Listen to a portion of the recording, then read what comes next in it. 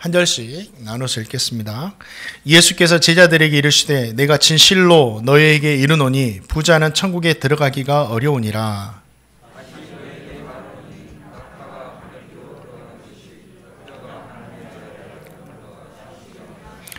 제자들이 듣고 몹시 놀라 이르되 그렇다면 누가 구원을 얻을 수 있으리까?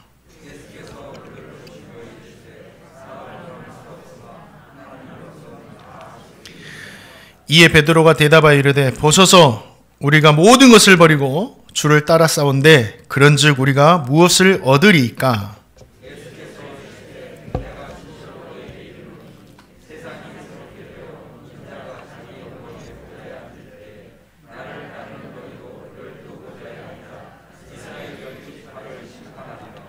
또 내 이름을 위하여 집이나 형제나 자매나 부모나 자식이나 전토를 벌인 자마다 여러 배를 받고 또 영생을 상속하리라.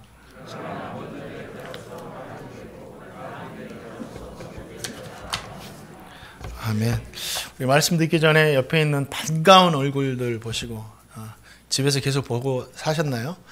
보시고 인사하겠습니다. 당신을 위한 말씀입니다. 시작. 당신을 위한 말씀입니다. 예, 또 나를 위한 말씀이기도 하니까 하나님의 음성으로 잘 들으시기 바랍니다. 어떤 사람이 구원을 얻을 수 있는가? 오늘 말씀에 나오는 제자들의 질문입니다. 인간에게 있어서 가장 큰 문제가 구원에 대한 문제죠. 오늘 말씀에는 부자와 천국, 또 모든 것을 버리고 주님을 따르는 제자들에 대한 이야기가 기록되어 있습니다. 이 말씀을 통해서 우리 주님은 구원에 대한 해답을 우리에게 주고 있습니다. 오늘 말씀을 통해서 주시는 구원에 대한 은혜, 구원에 대한 교훈, 하나님의 음성으로 잘 들으시고 구원의 소망 가운데 살아가시는 저와 성도님 되시기를 주님의 이름으로 축원드립니다. 19장 23절 말씀 한번 보겠습니다. 읽어보겠습니다. 19장 23절 말씀입니다. 시작.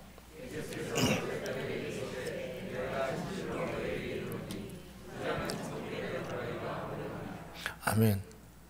부담되는 말씀일 수도 있는데 주님께서는 분명히 부자가 천국에 들어가기가 어렵다라고 말씀하셨습니다. 그 일이 얼마나 어려운지 24절에서는 낙타가 바늘귀로 들어가는 것보다 더 어려운 것이다 라고 말씀하시는 거죠. 부자가 천국에 들어가기란 불가능할 정도로 어렵다라는 거예요. 실제로 오늘 본문 말씀 전에 나온 부자 청년도 주님을 만났지만 많은 재물로 인해서 근심해서 주님으로부터 뒤돌아서고 말았습니다. 누가복음 16장에 보면 이 부자와 거지 나사로 이야기가 나오는데 거지 나사로는 천국에서 아브라함의 품에 안겼지만 부자는 천국에 가지를 못했죠. 부자는 천국에 들어가기 어렵다. 이 주님의 말씀은 농담이 아니라 사실입니다. 그런데 이 말씀을 오해하면 안 됩니다. 주님께서 부자를 적대시하거나 미워하시거나 부 자체를 죄악시하신 것이 아니에요. 이 말씀은 주님은 이 말씀을 통해서 부에 대한 위험성이 무엇인지를 우리에게 알려준다라는 거죠. 너희도 이 위험성을 알고 경계하며 살아라 말씀하시는 거죠. 잠언 30장을 보면 아굴이라는 사람이 부에 대한 이런 말을 합니다. 나를 가난하게도 마옵시고 나를 부하게도 마옵소서. 혹시 내가 배불러서 하나님을 모른다. 여호와가 누구냐 할까 합니다. 이런 고백을 해요. 부함에는 하나님을 모른다고 할 수 있는 위험성이 있다라는 거죠. 부함에는 하나님 없이 살 수 있지 생각할 수 있는 그러한 위험성이 분명히 있다라는 겁니다. 어떤 분이 저에게 이런 말씀을 하셨습니다. 로또만 되면 교회 차량을 허물할 것입니다. 이런 말을 하더라고요. 또 어떤 분이 이런 말들을 하더라고요. 로또만 되면 내가 교육관 한 개를 이렇게 허물하겠습니다. 이런 말씀을 하신 적이 있어요. 제발 좀 되었으면 좋겠습니다. 좀 웃음이 나온 이야기지만 저와 성도님에게도 그런데 이런 비슷한 마음들이 다 있어요. 우리에게 물질의 복을 주셔서 부하게만 하시면 그것 가지고 신앙생활 잘 하겠습니다. 이런 생각이 있다라는 거죠. 로또가 되면 제가 차를 헌물하겠습니다. 이런 마음이나 나에게 많은 물질이 하나님께서 주시면 신앙생활 잘 하겠습니다 하는 마음이나 별반 다를 것이 없는 마음이죠. 그런데 정말 그럴까? 엄청난 부를 하나님께서 주시면 정말 신앙생활을 잘할 수 있게 될 것인가? 거기에 대해서는 한번 생각해 봐야 됩니다. 누가복음 15장에 보면 집 나간 둘째 아들 이야기가 나옵니다. 둘째 아들이 아버지에게 자신에게 돌아올 몫을 달라고 요구했죠. 아버지가 아직 돌아가시지도 않았는데, 죽을 병 걸리지도 않았는데 아버지 돌아가는 걸로 생각하고 유산을 내놓으라는 겁니다. 이것은 말도 되지 않는 요구죠. 자식으로서는 해서는 안 되는 요구입니다. 그런데 아버지는 둘째 아들의 이야기를 듣고 살림을 나눠줍니다. 이 아버지로부터 유산을 받을 당시는 정말 이 아들이 얼마나 감사하겠어요. 고맙습니다. 이번에도 설날 때 이렇게 세뱃돈 주면 받는 순간 얼마나 고마워하니 감사합니다. 감사합니다. 너무너무 기뻐하는 거 아이들이. 그런 마음이었을 거예요. 내가 정말 아버지 은혜 절대 잊지 않겠습니다. 제가 성공해서 반드시 이 모든 것을 갚겠습니다. 내가 이렇게 유산이 많이 받았으니까 이제 나는 잘 살 수 있을 것이야. 아마 이렇게 생각했겠죠. 그런데 돈을 받아든 순간 어떻게 됩니까? 가장 먼저 했던 것이 아버지를 떠나는 겁니다. 이제 아버지 필요 없지. 아버지 떠나는 겁니다. 먼 곳으로 가가지고 그 다음에 어떻게 합니까? 잘 살긴 해요. 그런데 어떻게 잘 사느냐? 허랑방탕하게 모든 재산을 낭비했다라고 합니다. 물질이라는 것이 많아지면 그 물질 안에는 허랑방탕이라는 유혹이 담겨 있다라는 거죠. 디모데전서 6장 9절 보니까 부를 탐하는 이에게 유혹이 따른다라고 분명히 말씀하고 있어요. 부한 곳에 유혹이 많은 것이 사실입니다. 정말 유혹이 많아요. 저는 많아본 적이 없어서 잘 모르겠지만 유혹이 많을 것 같아요. 나는 절대 그런 사람 아니야. 이렇게 장담하지 마시기 바랍니다. 장담하는 그 사람이 가장 위험한 사람이에요. 나도 그럴 수 있는 사람이지 이렇게 인정하셔야 됩니다. 저는 충분히 그럴 가능성이 엄청 많은 사람이에요. 그래서 하나님께서 넘치도록 아직 안 주시나. 저는 정말 그런 가능성이 있는 사람입니다. 그래야 적어도 조심하며 살 수 있다라는 거죠. 둘째 아들은 돈이 있을 동안에는 어떻게 하죠? 아버지 전혀 생각하지 않았어요. 아버지 없이 잘 살 거라고 생각하고 아버지 없이 삽니다. 이것이 물질이 가지고 있는 가장 큰 위험성이죠. 하나님 없이 살 수 있다. 사랑하는 성도님들, 부함에는 많은 유혹이 따르게 되어 있습니다. 그것에는 우리의 육신을 즐겁게 해주는 허랑방탕이라는 유혹들이 너무 많이 있기 때문이에요. 그래서 우리의 마음과는 다르게 많은 물질을 가지고 신앙생활 하기는 참 어렵습니다. 그런데 진짜 많은 물질을 가지고 정말 신앙생활 잘하는 분을 진짜 우리는 존경해야 돼요. 하나님을 믿고 의지하며 살기가 참 힘들다라는 거죠. 이 말씀을 제가 성도님들에게 들려주면서 그러니까 부자 되면 안 됩니다. 그러니까 부함을 포기하고 가난하게 사십시오. 이렇게 말씀 전하지 않습니다. 우리 성도님들, 우리 행복누리교회 성도님들은 되도록이면 다 부자 되시기를 축복합니다. 제가 그걸 위해서 기도하거든요. 되도록이면 모두가 잘 사시기 바랍니다. 그러나 꼭 기억하세요. 우리 주님의 경고를. 이 부함에는 유혹이 있다라는 사실. 나 또한 유혹에 충분히 넘어갈 수 있는 성정을 가진 사람이라는 사실을 우린 잊지 않아야 돼요. 그래서 부함으로 인해서 오는 허랑방탕하기 쉬운 그 환경과 내 자신을 경계하며 살아가시는 지혜자들 되시기를 주님의 이름으로 축원드립니다. 그 말씀을 우리 주님께서 주시는 거예요. 부자가 천국에 들어가는 것이 낙타가 바늘길을 통과하는 것처럼 어렵다라는 이 말씀을 들은 제자들이 어떻게 해요? 놀랐다고 해요. 왜 놀랐을까? 이 말씀이 왜 놀랐을까? 제자들이 놀란 이유가 있어요. 구약 성경에서 축복한다라는 의미가 뭐냐면 성공할 수 있는 능력을 주신다. 이 축복한다라는 거예요. 부자 될 수 있는 능력을 주신다. 생산할 수 있는 능력을 주신다. 그래서 제자들은 부자들이 하나님께 축복받은 사람들이다 라고 생각한 거예요. 그러면 하나님께 축복받은 사람들이 천국에 들어가지 못한다면 도대체 누가 천국에 들어갈 수 있단 말인가? 이렇게 생각하면서 놀란 거죠. 주님께 물어봐요. 그러면 주님, 부자들도 천국에 못 들어간다면 과연 누가 천국에 들어갈 수 있습니까? 이런 질문을 하죠. 이 질문에 대해서 주님은 이렇게 대답해 주십니다. 26절 말씀 한번 같이 한번 읽어볼까요? 시작.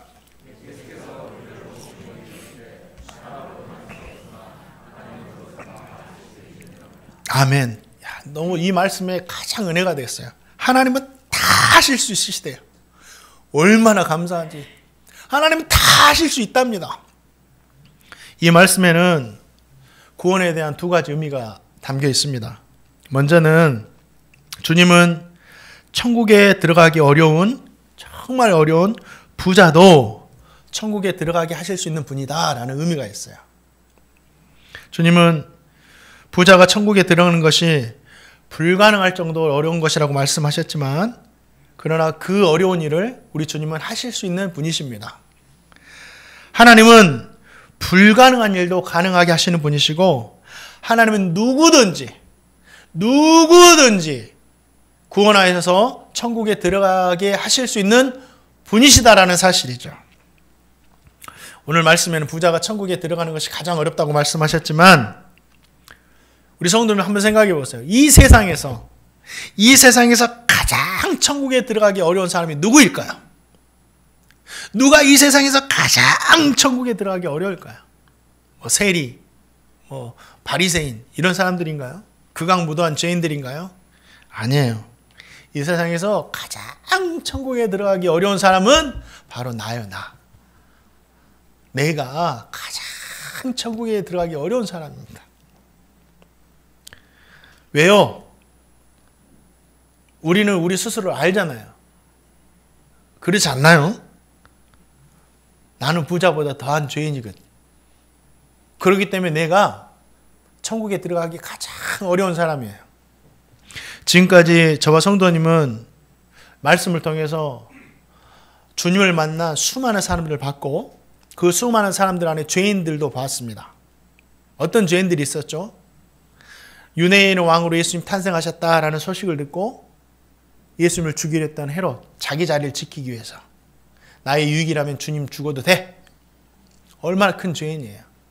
우리 마음에는 이런 마음이 없나요? 나의 유익을 위해서 잠깐 주님 눈 좀 감아주세요. 잠깐만 감아주세요. 또 겉모습은 신앙생활 잘하게 보이지만 속은 냄새나는 그런 것들로 가득했던 바리새인들. 겉은 신앙생활 잘하는데 속은 아니다라는 거죠. 또 아직 변화받지 못한 제자들이 뭐예요? 주님을 만나가지고 한몫 주님 때문에 한몫 단단히 잡기 위해서 지금 따르고 있다라는 거죠. 이런 사람들도 있었고 또 자신의 유익이라면 다른 사람의 고통점은 아무것도 아닌 거예요. 예, 다른 사람의 고통은 나만 유익이 되면 세리들. 그리고 주님을 사랑해요. 나 주님 사랑합니다. 이 세상에서 주님을 가장 사랑합니다라고 고백하지만 결국은 물질을 더 사랑했던 부자 청년. 이 모든 사람들의 모습은 그 사람들의 모습만이 아니라 한번 곰곰이 생각해 보면 저의 모습이고 어쩌면 우리 성도님들의 모습이 된다라는 거죠.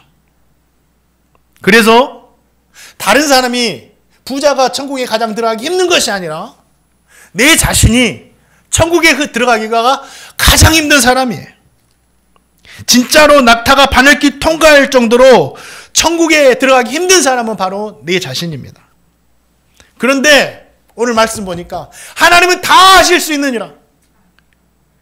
그런 내 자신도 하나님은 천국에 들어가게 하실 수 있는 분이시다라는 거예요. 얼마나 감사합니까?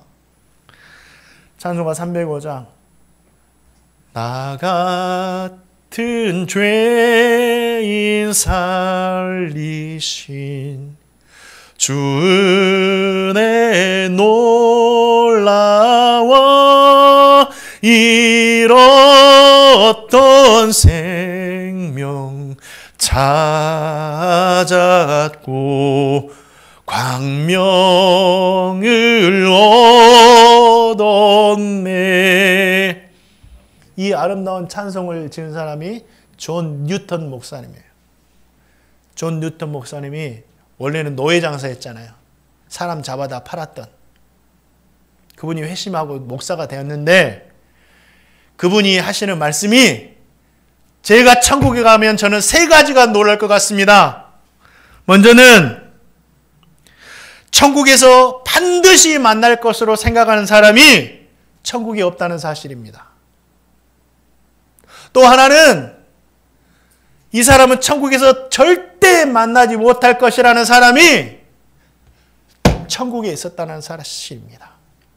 가장 놀라운 사실은 그 천국에 내가 있다는 사실입니다. 뉴턴 목사님도 자신이 구원받기 가장 어려운 사람인 것을 알고 있었다는 거예요. 왜요? 자기가 어떤 사람인지는 자기 자신만이 알고 있기 때문에. 사랑하는 성도님들, 낙타가 바늘길 통과할 정도로 어려운 사람도 주님은 구원하실 수 있는 분이세요.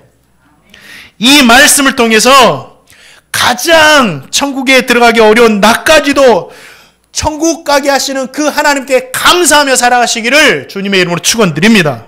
또한 이렇게 불가능하게 보이는 나도 하나님께서 구원해 주셨다라고 한다면 나보다 더 착하고 선하게 사는 내가 사랑하는 내 가족, 내가 사랑하는 사람들도 하나님은 충분히 그들을 구원하실 수 있으시다.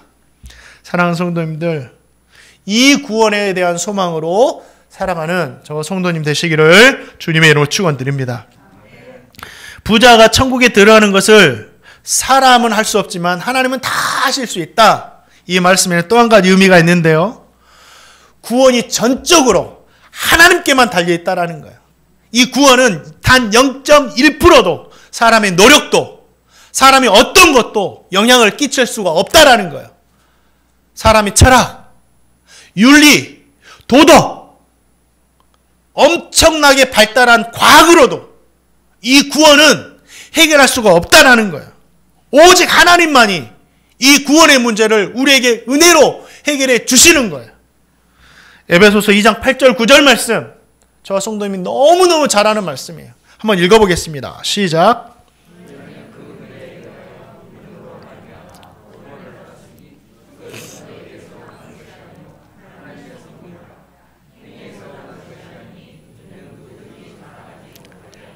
아멘. 사랑하는 성도님들, 오직 하나님만이 우리에게 구원을 주시는 분이세요. 그렇기 때문에 인간은 오직 하나님만 믿고 따라야 된다라는 거죠. 이 믿음에 굳게 서세요.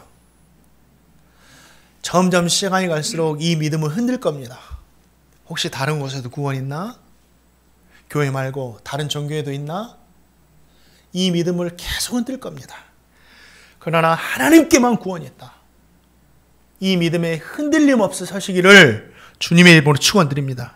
그래서 나의 호흡이 닿는 날까지, 세상 끝날까지 오직 하나님만 섬기며 살아가는 복된 사람들 되시기를 다시 한번 주님의 이름으로 축원드립니다. 자, 또 축복의 말씀이 오늘 말씀에 담겨 있어요. 주님을 따르는 자에게 어떤 은혜가 주어지는가? 자, 19장 27절 말씀 한번 읽어보겠습니다. 읽겠습니다. 시작.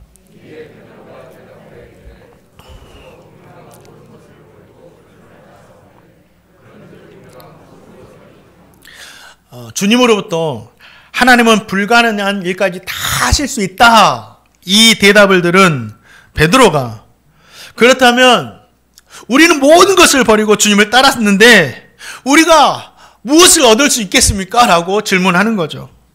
베드로의 질문이 너무 계산적이다라고 생각될 수도 있죠. 그런데 주님은 베드로의 질문을 들으시고 야 너무 계산적이지 않냐, 기브 앤 테이크도 아니고 너무 세속적이다 이렇게 말씀하지 않으시고 오히려 베드로의 질문에 대답을 해주십니다.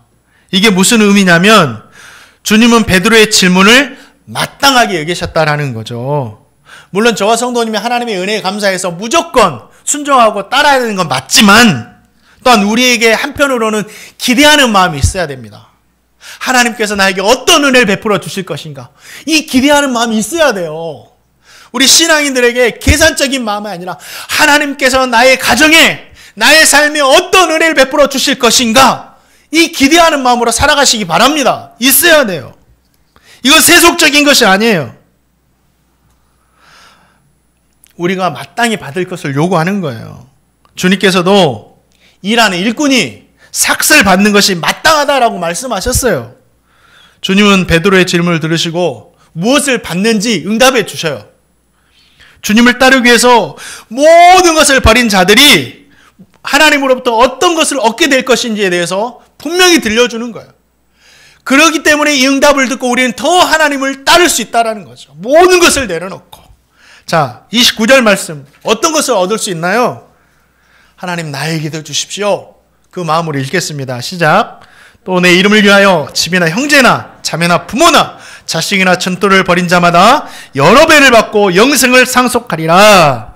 모든 것을 버리고 주님을 따르면 이 말씀을 보니까 두 가지를 얻게 된다라고 말씀하고 있어요. 오늘 말씀 이전에 29절 말씀 이전에 이 상급을 받는 날이 새롭게 되는 날, 심판의 날, 천국이 임하는 날, 주님께서 그때 주신다라고 말씀하셨는데 뭘 주시냐면 주님을 위해서 버렸던 모든 것에 여러 배를 주신다라고 말씀하셨어요. 어느 정도 주실지를 몰라요. 주님께서 여러 배를 주신대요. 내가 버린 것보다 넘치도록 주신다라고 분명히 주님께서 말씀하셨어요. 나는 버렸기 때문에 모든 것이 사라진 줄 알았는데 하나님께서는 천국에서 영원히 없어지지 않을 것으로 내가 버린 것보다 여러 배를 주신다라고 주님께서 분명히 말씀하셨어요. 주님이 말씀하셨으니까 이건 거짓이 아니겠죠. 그런데 천국에서만 주시느냐? 아니에요. 같은 말씀을 기록한 마가복음에 보면 현세에서 100배를 주신다라고 말씀하셨어요. 근데 플러스해서 고난도 함께 받을 것이다.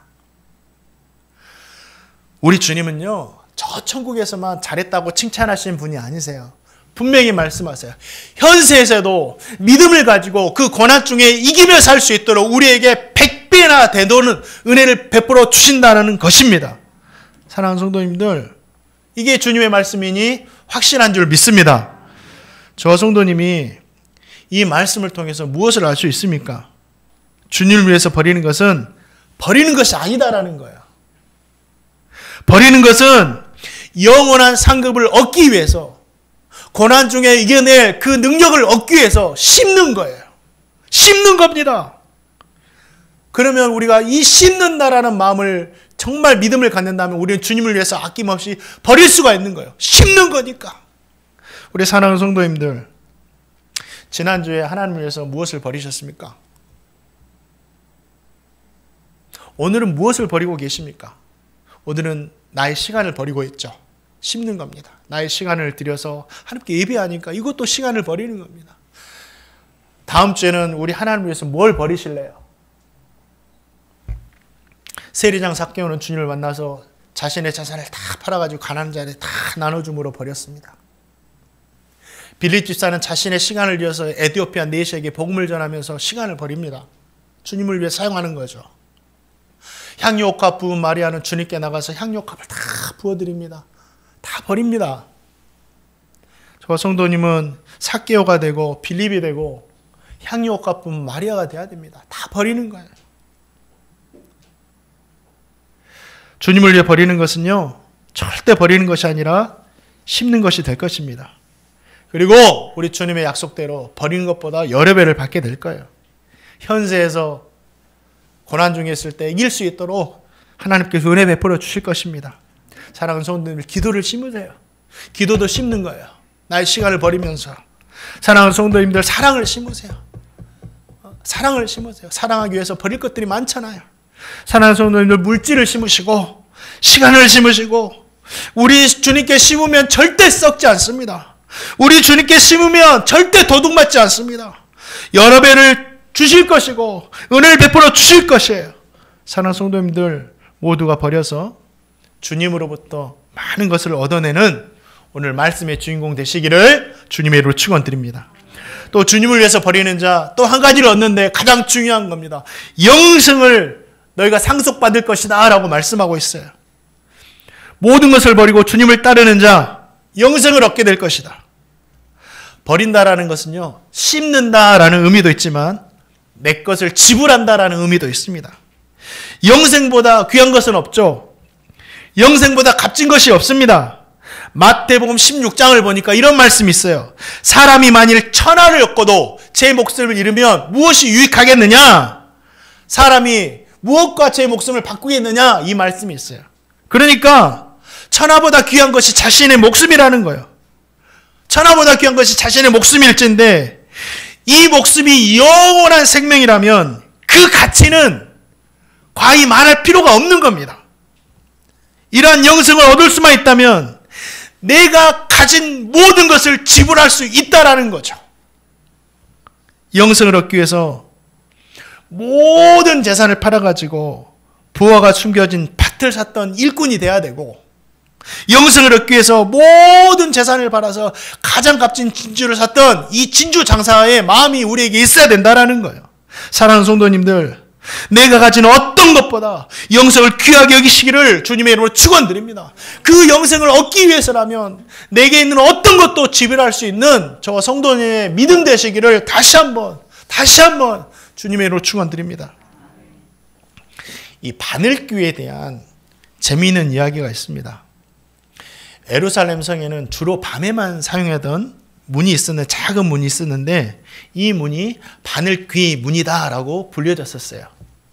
주님께서 말씀하신 이 바늘귀를 이 문으로 이렇게 이야기하는 학자들도 있어요. 이 문의 입구는 너무나 좁아가지고 낙타가 걸어서는 절대 통과할 수 없고, 낙타가 짐을 지고 있으면 다 짐을 내려놓고 낙타가 최대한 낮은 자세로 무릎을 꿇어야지만 통과할 수 있는 문이 바늘귀 문이었어요. 다 내려놓을 때만 영생의 문을 통과할 수 있다는 거죠. 영생을 얻기 위해서는요, 내가 귀하게 여긴 것들을 다 내려놓을 줄 알아야 돼요. 그래야 영생을 얻는 데 있어서 그것으로 인해서 방해받지 않습니다. 만약 영생보다 내가 가진 것을 더 귀하게 여기고 내려놓지 못하면 우리는 그 문을 통과할 수 없어요. 부자 청년처럼 다 왔다가 영생을 얻지 못하고 돌아서 버릴 수가 있다라는 거죠. 사랑하는 성도님들, 베드로처럼 다 내려놓고 주님을 따르시기 바랍니다. 주님을 위해서 심으시라는 거예요. 지불하시라는 거예요. 그리고 영생의 문으로 들어가기 위해서 모든 짐을 다 내려놓는 무릎 꿇는 낙타가 돼야 된다는 거죠.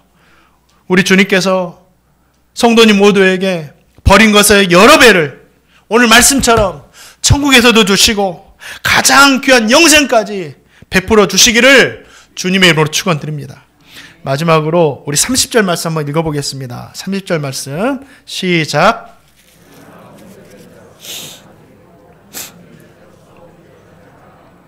아멘. 이 말씀은 좀 오늘 말씀과 어울리지 않는 것 같아요. 이 말씀이 무슨 의미일까? 결론인데요. 먼저 된 자들이 있고 나중 된 자들이 있습니다. 이 본문 말씀을 본다면 부자 청년은 먼저 됐다가 나중이 되어버렸고, 제자들은 나중 됐지만 먼저 된 사람이 되었다라는 거죠. 주님은 제자들에게 천국의 영생 여러 배를 받고 이 상급들에 대해서 말씀해 주세요. 제자들을 칭찬하시는 거죠. 그러니까 칭찬받는 제자들이 얼마나 기뻤겠어요. 그런데 제자들에게 이렇게 말씀하시는 거예요. 너희들 먼저 되었다라고 자만하지 말고 계속 주님을 위해서 버리는 삶을 살아야 된다. 그래야지 너희들도 다른 사람처럼 나중되지 않을 수 있다라고 말씀하시는 거예요. 서 있다고 생각할 때가 가장 위험할 때입니다. 왜? 넘어질 수 있으니까. 주님께서는 영생의 말씀을 듣고 기분 좋아하는 제자들에게 자만하지 말라고 경고의 말씀을 주시는 거예요. 정신 바짝 차려라. 아직 끝나지 않았다.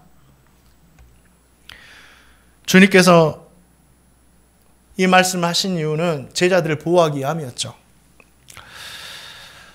저에게 목회하는 데 있어서 목회자에게 가장 중요한 게 뭘까요? 설교하는 거죠. 하나님 말씀 전하는 거니까 이것보다 더 중요한 건 없습니다. 제가 설교를 하는데 제가 설교하는 데에서 가장 큰 영향을 줬던 분이 이 천안에 있는 여명교회 담임하셨던 이다나 목사님. 지금은 이제 소천하셔가지고 천국에 계시지만 그분을 만나기까지 저는 제가 설교 잘한 줄 알았어요. 저는 정말 잘한 줄 알았어요. 그리고 그 여명교회 부임해서 중등부하고 어른들도 담당하게 됐는데 중등부 아이들도 제 설교 재밌다고 많이 오는 거예요. 처음에 중등부 아이들이 제가 갔을 때 한 120명 정도 앉아있더라고요. 엄청 많은 거죠. 네, 120명 정도 앉아있더라고요. 그런데 어느 날 보니까 150명이 되고 어느 날 보니까 180명이 되더니 어느 날 되니까 230명까지 애들이 앉아있는 거예요. 그래가지고 자리가 너무 비좁아가지고 중등부 때문에 넓은 교육권 하나 또 이렇게 마련할 수밖에 없는 상황이 된 거죠. 얼마나 교만했는지 모릅니다. 난 잘하고 있지. 잘하고 있지. 그런데 잘하고 있을 때 목사님께서 저에게 자주 설교를 시키셨어요. 수요예배도 설교시키고 새벽예배도 설교시키고 몇 번 제 설교를 들으시더니 부르시더라고요. 그리고 저에게 이렇게 말씀하세요. 너 그렇게 설교하다가 목회 망한다. 가슴이 철렁 내려앉는 거예요. 처음부터 다 뜯어왔잖아. 너 설교 들을 게 없다. 저는 그 소리 한 번 듣고 나서 지금까지 그런 소리 한 번도 들은 적이 없는데 엄청 충격받았어요. 그 후로도 제 설교에 대해서 칭찬은 한 번도 안 하시고 그렇게 하다 망한다니까 막 계속 이야기하시는 거예요. 그 소리를 듣고 그 말씀 듣지 않기 위해서 얼마나 노력했는지 모릅니다. 그렇게 8년이 넘는 시간을 사역하면서 훈련을 받았어요.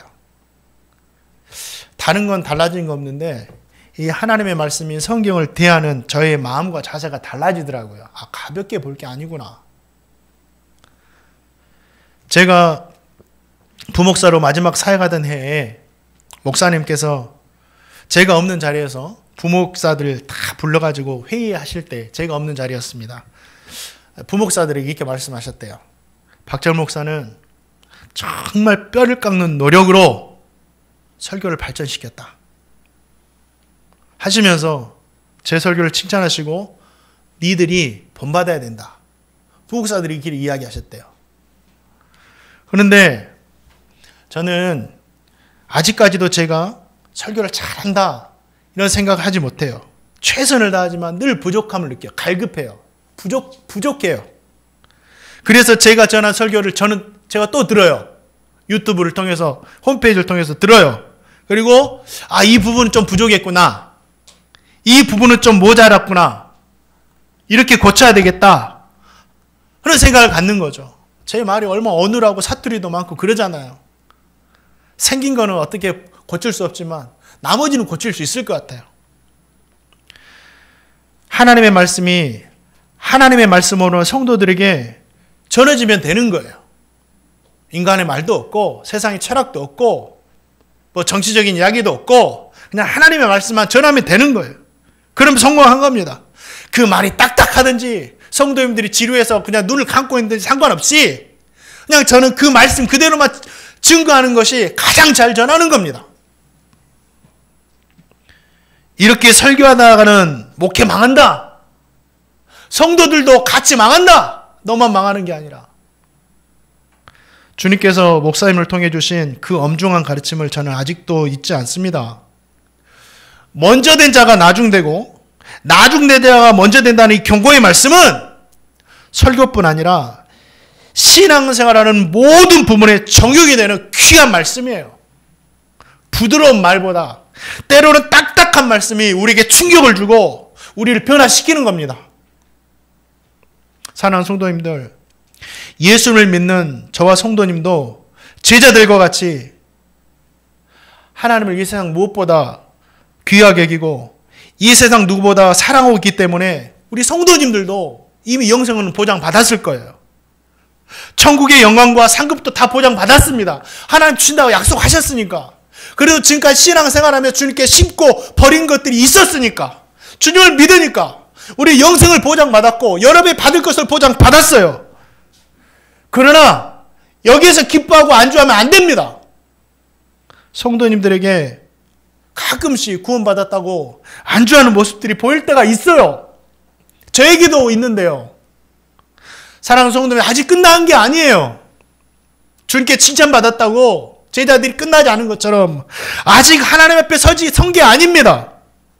사랑하는 성도님들, 우리 하나님 앞에 서는 날이 끝나는 날이에요. 그날까지 계속해서 저와 성도님 모두가 먼저 된 자로서 나중되지 않게 해서 주님을 위해서 열심히 버리고 씹으며 드리며 살아가는 복된 삶을 살아가시기를 주님의 이름으로 축원드립니다. 그렇게 하라고 오늘 우리에게 주시는 말씀입니다. 말씀을 맺습니다. 주님께서 은혜 주셔서 우리 사랑하는 행복누리교회 성도님들은 진짜 올해는 매일같이 하나님 특별하신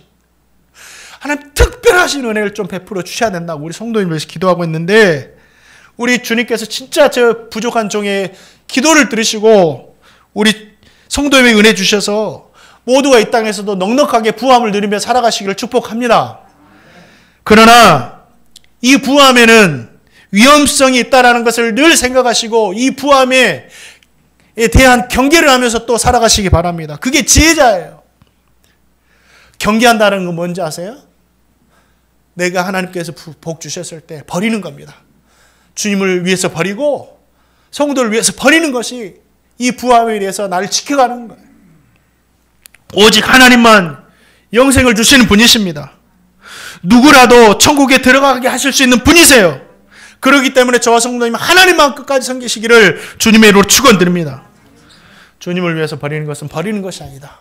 심는 것이다. 나를 위한 것이다. 이 믿음으로 살아가시고, 우리 성도님 먼저 되셨습니까? 나중되지 않게 해서 열심히 노력하시고, 혹시 나는 아직도 나중됐는데 생각하십니까? 아직도 기회가 있는 겁니다.